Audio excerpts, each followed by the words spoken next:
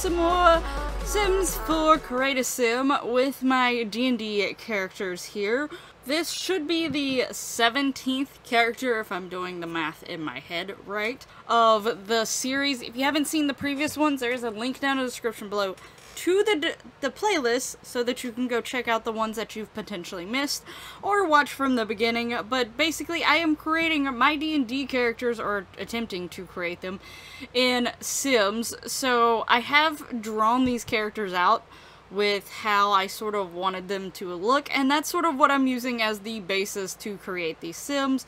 You should have already seen the drawing. I do put the drawings in all the videos. I only put them for a brief moment so that they're not taking up like the whole, like a big chunk of the screen, the whole video, but I do always put them up at the beginning so that you could see how I drew them out and how, like, I sort of wanted them to look. Obviously, they're just, like, line drawings of them, in a way. Like, they're not colored in or anything. I have a little bit of shading on some of them where I felt like it needed it. But, for the most part, they're just, like, you know, a simple drawing. And the colors more come out in the Sims themselves, in this case. So, I am working on Valencia here. Valencia Arlargo, which is, she is like a Azamar. I'm making her background for like the other half of her, because like Azamars are like angel and like a mortal being had a child, so I'm taking as her mortal being a high elf, so she's got some elfish features with some more mystical looks to them because that Azamar part of her coming out. So I do make her try to look a little bit more glowy and sparkly, I hope.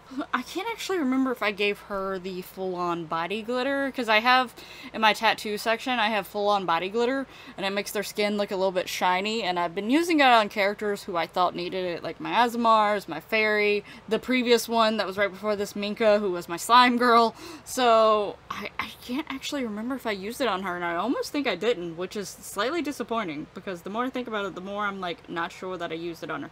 Anyway, so Valencia actually is, she has wings all the time, which I know, like, when it comes to some DMs and things like that, they don't like characters having the ability to constantly fly, like they have to put like rules on them or something like that, because I guess flying at some points can be looked as OP, so I know some people wouldn't like the whole flying capability, but technically with her I have created a way so that if I ever played her, and I mean I am someone who is like hard, like I struggle socially, so chances of me just playing with random people very low, and the one person who I know that like wants to DM and stuff like that would definitely be cool with like her actually flying. Even so, I have a way around it if I was to ever play her, and it wouldn't be in a situation where the DM didn't necessarily like flying, and that's because one of her wings is actually badly damaged, and I'll get to the story at why that is here in a moment. So technically she can't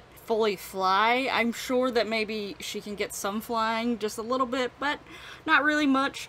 I didn't actually have any angel wings that looked like they were in my game. The ones that I did have, I had them at one point, but they were like glitching out, and they would, if they randomly were given to a sim, so like whether it was an NPC or one of my characters and it was like one of the outfits that it just randomized, like every day or something like that, or formal and such, and I didn't know it. When I would go to it, I couldn't remove the wings. Like, nothing let me remove the wings. Even if I, like, hit X it all, like, took everything off of them, the wings still stayed, so I had to get rid of them in my game because they were just glitched, and they would just constantly be on there all the time, even if they were supposedly removed. So yeah, the closest thing I used was like these white fairy wings that I thought was really pretty because I wanted her wings to be pretty. So yeah, I didn't have the angel wings, but I do still give her wings, obviously. In The Sims, she doesn't have the one side that's damaged, like in my drawing, but that is a very specific detail that I don't think would be really easy to find CC for, even if I tried. So as far as the other things about her when it comes to the D&D lore, what? The D&D aspect of it, she is a Twilight Domain cleric. Now with her story, I never really picked the specific one, but I want to imagine that she was a different domain until like something happened in her backstory. Now she's the Twilight Domain, which because of things that had happened, she changed. And basically her main goal is she actually is traveling around with her boyfriend. This is going to be one of the couples of the house. Once they get I am putting them into a big giant house all together. And this is going to be one of the things to see if these two stay close and actually stay in love with each other and see if anything happens. So, yeah. Anyway, so she basically wants to, at this point, like, she's lost a lot of the things that she had before, so she just wants to be with him, sort of help him and protect him when she can, and also she wants to be an inspiration to potentially other Asmars who end up in a similar situation to her, and such. Like, you know, yeah, it's gonna suck, but, you know, you could do it. Like, it's your life still to live, so you should be able to make some of your own decisions when you feel like it's necessary. So that is, like, her whole thing for, like, D&D. Now, into her backstory, as I mentioned, she does have a boyfriend. He will be the next one created.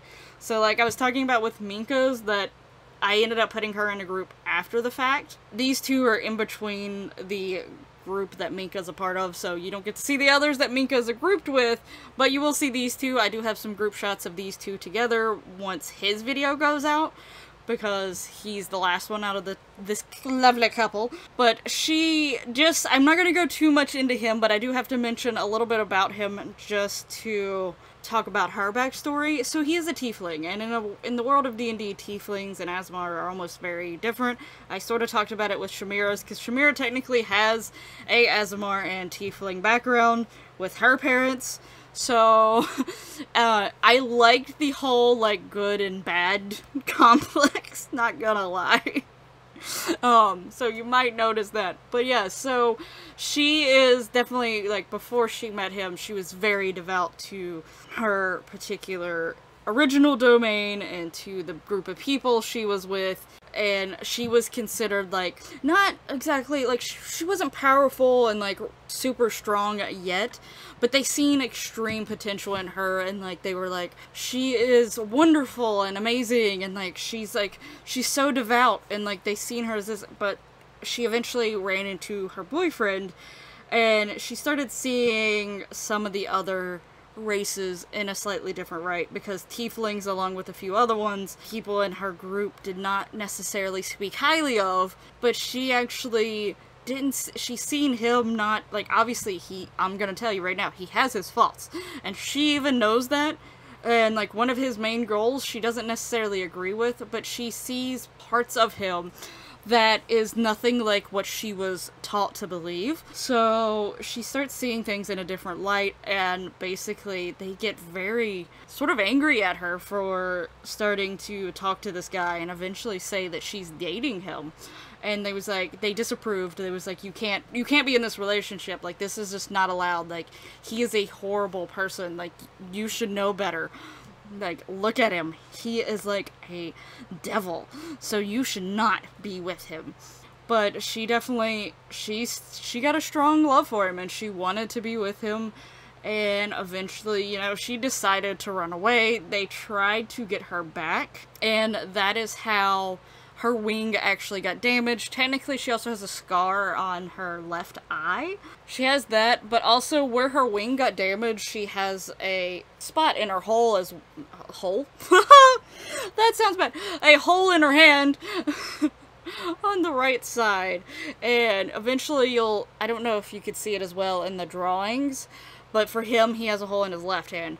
So they are actually holding hands when her wing and hand got damaged, so his hand also did get damaged, because she had ran to him and they tried attacking them, but they got away!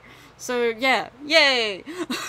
But obviously in the Sims form, not only can I not represent her damaged wing, I can also not represent her damaged hand. I mean, there is wraps actually, so I guess I could have put a wrap on her hand. I didn't think about that, because I think it's in the glove section, you can actually put a wrap on the left or the right hand.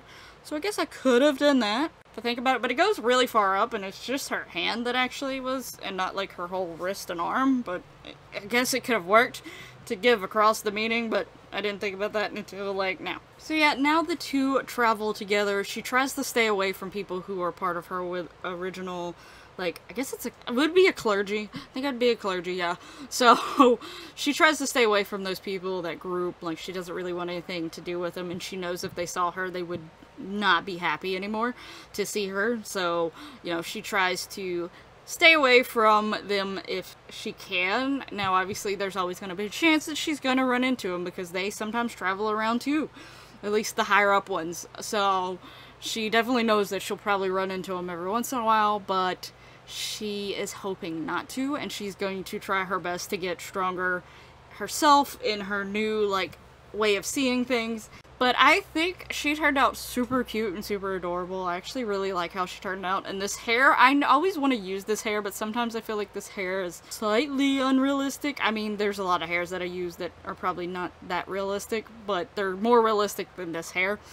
But I've wanted to really use this hair, and I find it really cute, and, like, I don't ever find, like, I think I've only used it once before, because, like, I feel like it needs the right sim for it, and the, like, right style. But the way that I drew her hair, this was actually pretty close to how I sort of seen her hair. Obviously, it's not exact, because one, her pigtails are actually supposed to be starting more towards the top of her hair. But, you know, it's got a whirly, like, wavy swirliness to it, and it's two pigtails. And I thought it felt pretty good, and she's got the little swirls on the side of her face. Pretty spot on for what I wanted her hair-wise. And I did want her to wear the colors red, because I just thought, for some reason with her, I really thought red stuck out. I did try to give her some lace stuff, because technically the dress I drew her with has a lot of lace details in it, so that's what I sort of tried to do. But before I forget, let's get on to the sim part of her, because I keep forgetting this part until, like, the very end. But here we go. We got the sim part. So, like, obviously, since I'm going to be putting them into this household and actually seeing how they work together, I want them to have traits and aspirations and things like that that represent the character as I see them, and see what happens. It's like an experiment / reality show feel of just throwing them all into this house and see what happens. It's gonna be like 30-some sims with all different personalities, so it's gonna be interesting. And, like, some of the things that I'm looking to see what happens, she's like gonna be, there's at least 2 official couples that are gonna be in the household, and then one that were a couple. So they had past relationships but separated. So those 3 are going to be sort of experimented with in a slightly different way to see, one, will they stay together during this house, or will they start flirting and drifting away from each other to other people? Or, you know, the one that's separated, will they come back together? Will they just get further apart? Things like that. It's going to be pretty interesting. Now, obviously, in my head lore, the 2 couples stay together. I haven't fully ever got decided if the other couple will get back together ever in my head.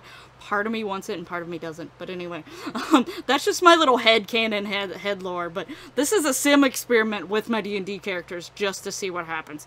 But yeah, she does have the soulmate aspiration, because she left her group of people, her clergy, for her love. So, you know, love is a big part of her sort of aesthetic feel and stuff like that. So she definitely needed the soulmate aspiration, and I'm hoping to make sure that they have 5 traits each to try to make them as diverse and, like, give them a broad range of personality to see how all these go together. So the 5 traits I want to give her is proper, good, neat, creative, and gloomy. So that last one may be a little confusing. Partially why I gave that one is because, you know, sometimes she does have doubts about whether she chose the right thing, not only for herself, but for him, because now he's wrapped up into all this mess. So, like, sometimes she does get a little sad about things. Like, she does miss a few parts about her old life here and there, so she does occasionally get sad about that, but for the most part, she is perfectly fine with her new life. She's happy with what she chose. You know, everyone in their life slightly has iffy moments where they're like, what if? And so, you know, she has a little bit of that. Though she's perfectly happy with the choice she made, she still has a little bit that sometimes wonders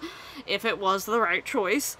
but creative just because I imagine, like, something about her just screams like she would be creative if she got time to just sit down and, like, draw and stuff like that. I see her as someone who potentially would draw a lot.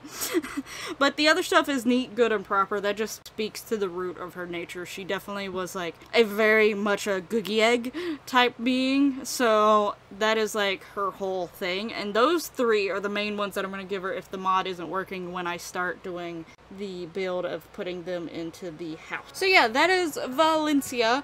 I hope you like her backstory and like how she turns out. Let me know what your thoughts down in the comments below. And I hope you're looking forward to the future creations as well. Let me know who's your favorite so far.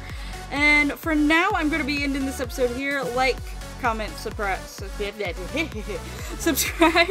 and you know, all that lovely YouTube goodiness. But until next time, bye-bye!